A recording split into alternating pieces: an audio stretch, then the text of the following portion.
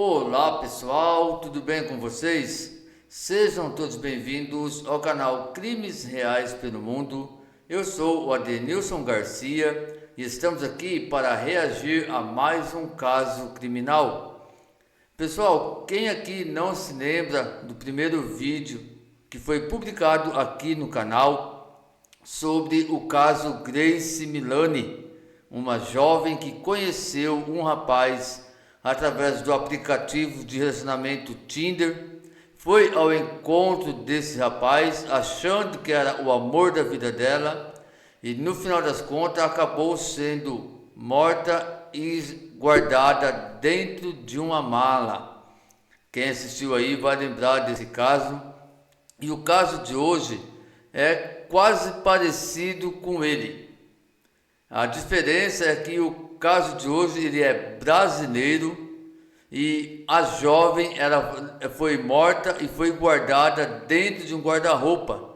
Porém, a coincidência dos dois casos é que ela também conheceu esse rapaz através desse mesmo aplicativo do Tinder, foi também ao encontro desse rapaz, acreditando que era o grande amor da vida dela, e no final teve um destino trágico, como a Grace Milani foi morta e ela foi guardada dentro de um guarda-roupa. Então, se você quer aí saber todo o desfecho dessa história, do começo até o final, fique aí ligadinho até o final desse vídeo. Eu tenho certeza que você vai gostar e muito do nosso caso de hoje. Então fique aí até o final. Vocês estão vendo aí na telinha o que eu acabei de relatar para vocês. Conheceu o amor pelo Tinder e acabou dentro de um guarda-roupa. Aqui, pessoal, a gente vai ver aqui a jovem que conheceu esse rapaz aqui pelo Tinder, foi ao encontro dele, acreditando que era o grande amor da vida dele, e aí acabou tendo esse destino trágico, cruel, a qual foi morta e foi escondida e guardada dentro do guarda-roupa. Aqui você pode ver ele e um outro rapaz com o guarda-roupa. Aqui ela já está dentro do guarda-roupa, eles estão colocando ela dentro de um carro, de um assaveiro, para poder desfazer do corpo. Então, pessoal, fiquem aí até o final e curta este caso que está muito interessante. Mas antes de nós irmos para o vídeo, eu também quero já pedir para você, não esqueça de se inscrever no canal, de ativar o sininho de notificações para que o YouTube possa te notificar todas as vezes que tiver vídeos novos aqui no canal. Também eu peço para você, deixa o seu like, o seu comentário e também compartilha esse vídeo para mais pessoas. Fazendo isso, você vai estar ajudando esse canal a crescer e também aí ajudando outras pessoas que gostam de assistir conteúdos como esse, está aí interagindo também e conhecendo esses casos que vem aí acontecendo não somente aqui no Brasil como no mundo. E lembrando, esse caso justamente foi aqui no Brasil, o Tinder brasileiro, que aí teve esse final trágico desta jovem. Agora, meus irmãos, sem mais delongas, vamos aqui para o nosso vídeo, para a reação aqui do nosso caso de hoje.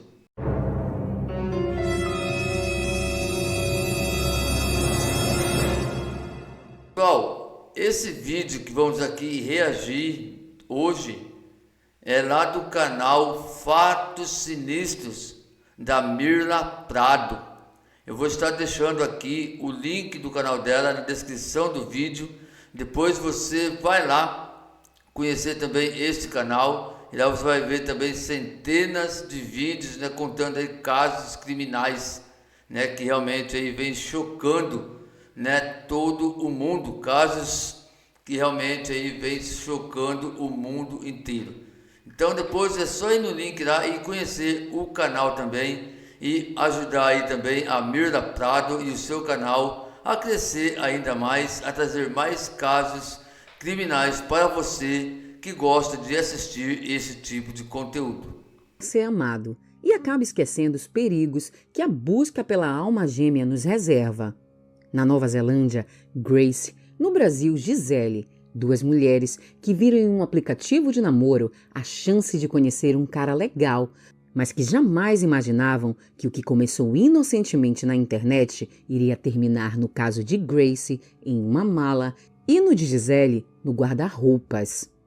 Atenção, mulheres! Nesse vídeo, vamos refletir a importância da segurança nos encontros virtuais. Recomendo cautela ao compartilhar suas informações pessoais e, ao decidir encontrar-se pessoalmente, priorize locais públicos e informando sempre amigos ou familiares sobre seus planos.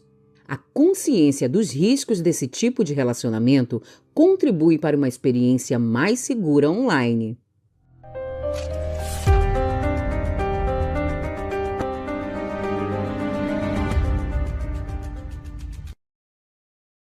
Olá, meus amores, tudo bem? Eu sou Mila Prado e eu estou muito feliz em ter vocês aqui em mais um vídeo.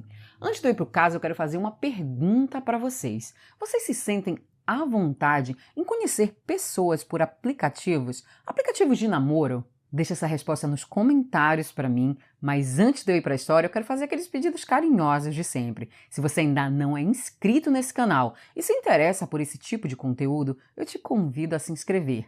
Se já é e ainda não ativou as notificações, ativa para você não perder nenhum fato sinistro a partir de agora. E se puder, deixa o like logo agora no começo, porque me ajuda muito a produzir muito mais conteúdo para vocês. É isso, meus amores. Fica desde já meu muito obrigada. E agora, bora para a história. Gisele da Costa, de 26 anos, era uma jovem independente que morava sozinha em uma casa no bairro da Santa Cruz, na cidade de Cascavel, no Paraná. Ela era o tipo de pessoa que gostava de conquistar tudo sozinha, porém, ao mesmo tempo, era ela quem sempre ajudava a todos que precisassem de ajuda. Gisele vinha de uma família católica muito unida e ela tinha um apego emocional muito mais forte com sua irmã Ana Paula Santos, chegando a ser madrinha de casamento dela e, além de ser tia, foi madrinha dos 2 filhos de Ana Paula. Gisele era funcionária de uma indústria no centro de Cascavel e entre março e abril de 2021 ela foi promovida e assim ela passou a fazer o turno da noite e parte da madrugada. A promoção veio junto com um aumento de salário, o que possibilitou que ela encontrasse uma casa maior para alugar e iniciasse os trâmites de sua mudança. A irmã Ana Paula e o marido dela, Elias André de Jesus, ajudaram Gisele a arrumar as coisas e irem levando aos poucos os objetos de Gisele para a casa nova. Embora ela fosse muito apegada à sua família e tivesse uma relação muito boa com a irmã, Gisele era muito reservada com relação à sua vida pessoal e raramente ela contava quando estava envolvida romanticamente com alguém, mas isso nunca foi um problema, pois para todos, Gisele era uma mulher independente. No dia 7 de abril, Elias André, o cunhado de Gisele, chegou a arrumar algumas caixas de papelão que Gisele havia pedido para ele para ela poder fazer a mudança, já que ele trabalhava em um mercado e era mais fácil para ele conseguir as caixas. Então, Elias André levou as caixas até a casa da cunhada, que já estava arrumada para ir trabalhar. No dia 8 de abril, Ana Paula notou a ausência da irmã, pois ela não estava respondendo às mensagens enviadas pelo WhatsApp. E logo, ela também descobriu que Gisele havia faltado ao trabalho naquele dia, algo que era muito incomum para ela. Assim que souberam dessa informação, Ana Paula e Elias foram até a casa de Gisele para se certificarem de que estava tudo bem com ela. Mas chegando lá, a casa estava vazia. Como Ana Paula tinha as chaves do imóvel, eles entraram e lá eles notaram algo muito estranho. No fogão havia uma comida pronta, porém essa já estava estragada e claramente não havia sinal de Gisele na casa. Mas antes mesmo que a família pudesse iniciar as buscas ou tomar alguma providência para localizá-la, Ana Paula viu uma matéria no jornal que a deixou sem chão. O corpo de uma mulher jovem havia sido encontrado em uma estrada e ela não tinha identificação. Então a polícia pediu a divulgação das tatuagens que essa mulher tinha para tentar identificá-la. pois até então ela era vista como uma indigente. Assim, as tatuagens foram expostas na mídia. Uma era de cachorrinho, outra de rosas e uma terceira que era um terço religioso. Imediatamente ao ver as fotos, Ana Paula sabia que aquela mulher era sua irmã Gisele. Mas ela precisava ser forte e assim ela foi até a delegacia, onde fez o reconhecimento da irmã e depois disso ela foi obrigada a dar a triste notícia ao resto da família.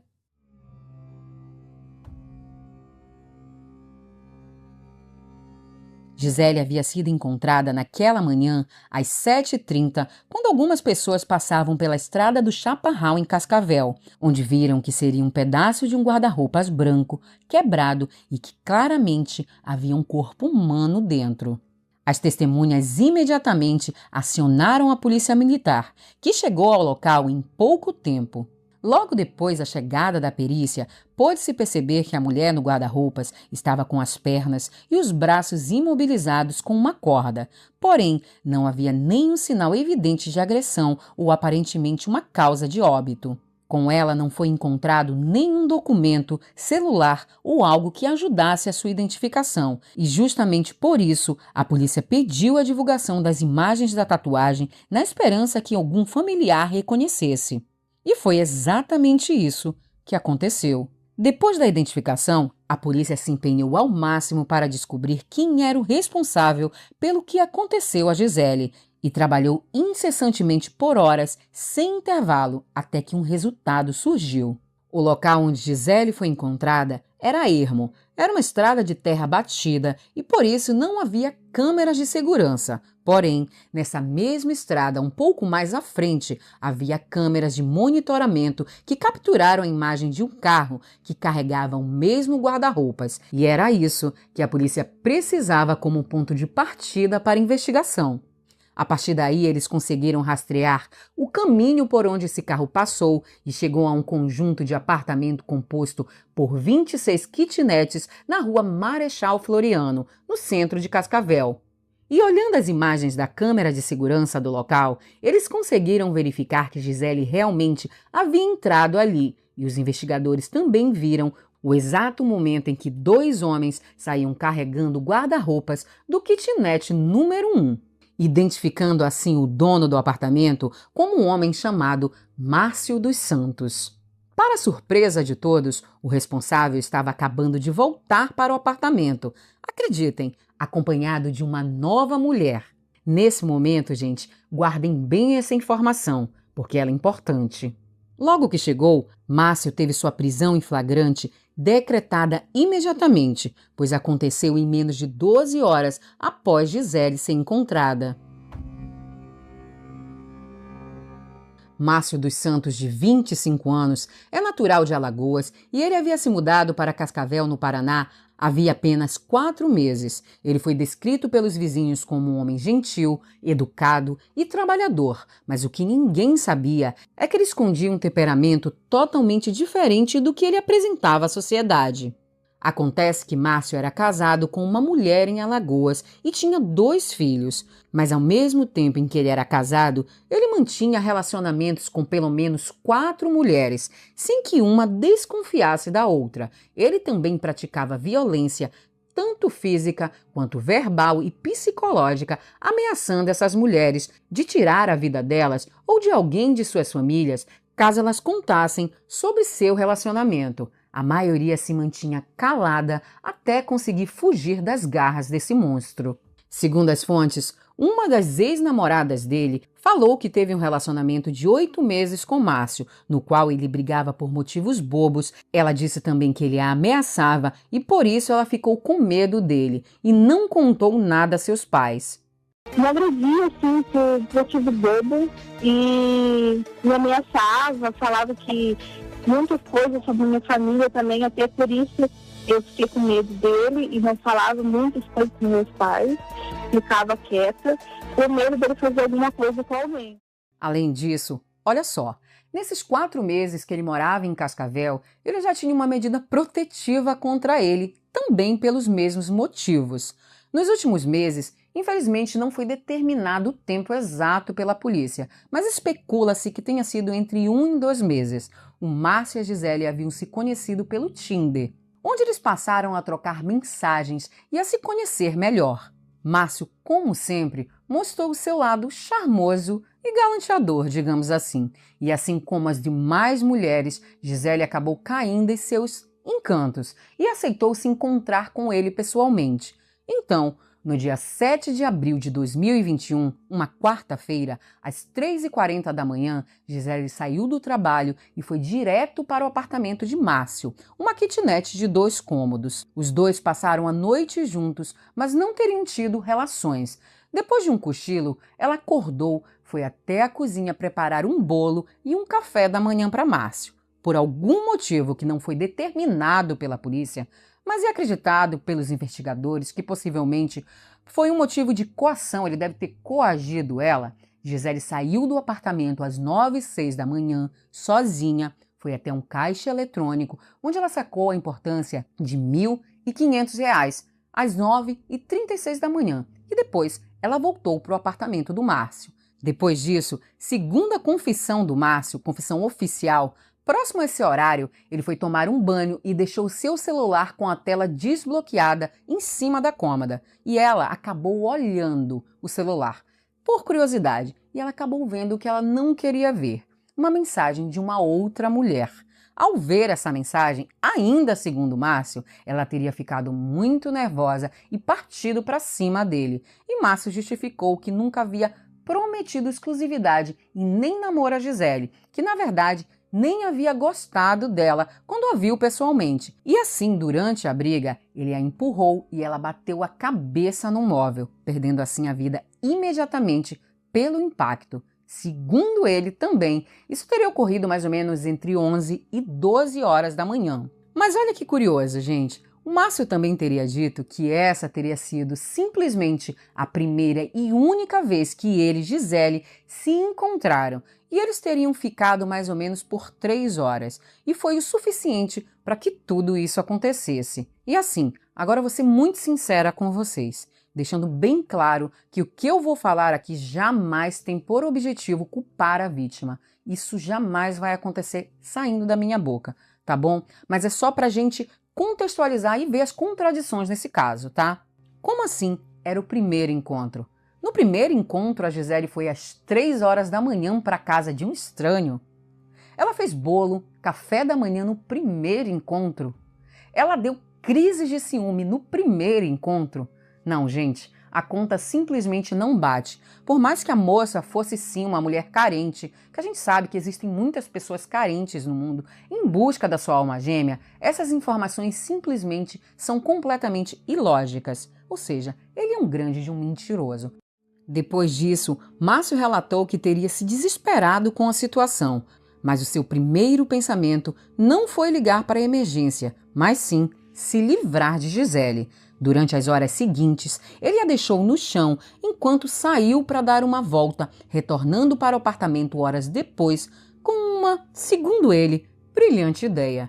Ele comprou um celular e comprou um guarda-roupas que já seria entregue montado em poucas horas. Inclusive, as câmeras de segurança mostraram o momento em que ele recebeu o móvel e o arrastou para dentro do apartamento. Depois disso, por volta das 20 a 21 horas daquela noite, ele retirou as prateleiras, colocou Gisele dentro do guarda-roupas, mas ele teve dificuldade com as pernas e braços que já estavam se enrijecendo. Então, ele cortou um pedaço de lençol no qual ele fez algumas tiras de cordas e amarrou os braços dela. Após isso, ele conseguiu enfim encaixá-la ali no móvel e ainda amarrou o guarda-roupas com um lençol branco. Ainda antes do amanhecer do dia, Márcio conseguiu um carro para fazer um frete, afirmando que precisava levar o guarda-roupas para a casa de um familiar e o homem teria aceitado o trabalho. Esse homem, que não teve a identidade revelada, teria ajudado Márcio a carregar o móvel para dentro da traseira do carro. E depois, eles entraram juntos no automóvel, sentido ao endereço que Márcio deu do suposto familiar. No meio do caminho, o motorista começou a questionar o que tinha ali dentro e Márcio tentou desconversar sobre o assunto, mas o motorista insistiu. Eu acredito que ele deveria estar desconfiado que algo de errado estava acontecendo ali. Então Márcio irritado, respondeu que era um carregamento de entorpecentes e que outra pessoa iria retirar no ponto de coleta. Naquele momento, ele pediu para que o motorista mudasse a rota e o mandou ir até a estrada do Chaparral, onde eles juntos teriam descido o guarda-roupas e jogado em uma pequena vala. Gente, aqui nós temos duas versões da história. E como as fontes de casos brasileiros são, na maioria das vezes, confusas, eu vou deixar aqui as duas versões para vocês entenderem melhor, tá? A primeira versão fala que os dois teriam descido o móvel juntos e jogado na vala, mas isso teria feito o guarda-roupas quebrar, e o que é coerente com o que as testemunhas encontraram quando acharam Gisele. Porém, quando o motorista foi preso pelos investigadores, ele afirmou que os dois colocaram o móvel no chão da estrada e que ele não viu nenhuma parte humana. Enfim, nesse meio tempo em que o guarda-roupas foi deixado ali e a Gisele foi encontrada, de fato, muita coisa pode ter acontecido. Mas o fato é, gente, que depois disso, os dois voltaram para suas casas e nas horas seguintes o Márcio ainda conseguiu marcar um outro encontro no Tinder. Gente, nessa parte aqui fica mais bizarro, sabe por quê? Me lembra simplesmente que o Márcio fez igualzinho o Jace Campson do caso Grace Milani, que eu já contei aqui no canal. Eu vou deixar o link fixado no primeiro comentário desse vídeo aqui, se você ainda não conhece esse caso, tá? Mas nesse momento, para mim, fica muito claro que não houve nenhum acidente ali, porque uma pessoa que tira a vida de outra de forma acidental, no mínimo deveria estar abalada e não atrás de uma nova presa. Mas assim, vocês lembram que eu pedi para guardar a informação que ele havia chegado no apartamento com uma nova mulher quando ele foi preso? Pois é, essa moça também estava se encontrando pela primeira vez com Márcio, em menos de 24 horas após ele tirar a vida da Gisele, e era a mulher que ele havia conhecido no Tinder também. E a polícia acredita que ela poderia ter sido uma próxima vítima se ela não tivesse sido salva a tempo, né? Que livramento, viu, gente? Eu acho que depois dessa eu nunca mais entraria em um app de relacionamento. Eu espero que a moça esteja bem. Com certeza ela deve estar melhor do que a Gisele.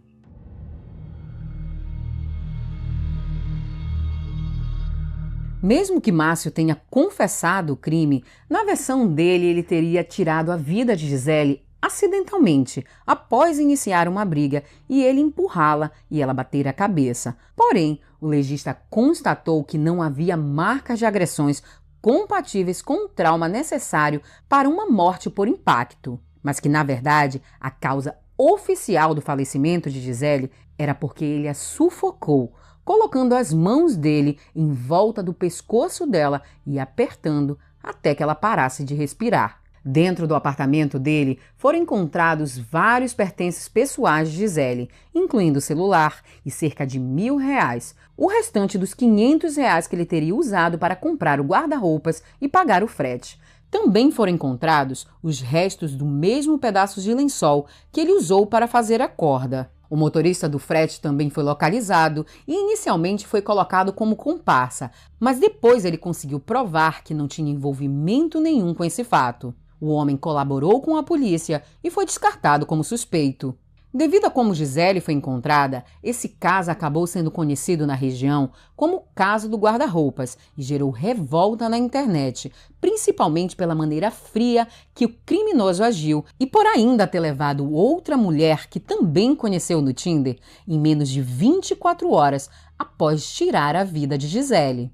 Márcio foi acusado do homicídio com 4 agravantes, mas em agosto, durante a audiência de instrução, o Ministério Público do Paraná decidiu mudar a acusação para homicídio triplamente qualificado. Ele também foi acusado de furto por ter usado o dinheiro dela para comprar o guarda-roupas e pagar o frete e ocultação de cadáver. Embora ele tenha feito tudo de maneira fria e calculista, não havia provas que evidenciasse que ele premeditou o fato. Então, no dia 21 de outubro de 2021, sim, gente, apenas 6 meses depois do fato, algo que para mim é histórico, devido à falta de celeridade da justiça brasileira, Márcio dos Santos foi a júri popular no Fórum de Cascavel. Nessa época, o mundo ainda passava pelo problema da pandemia e, por esse motivo, as pessoas dentro da sala do julgamento tiveram que ser reduzidas.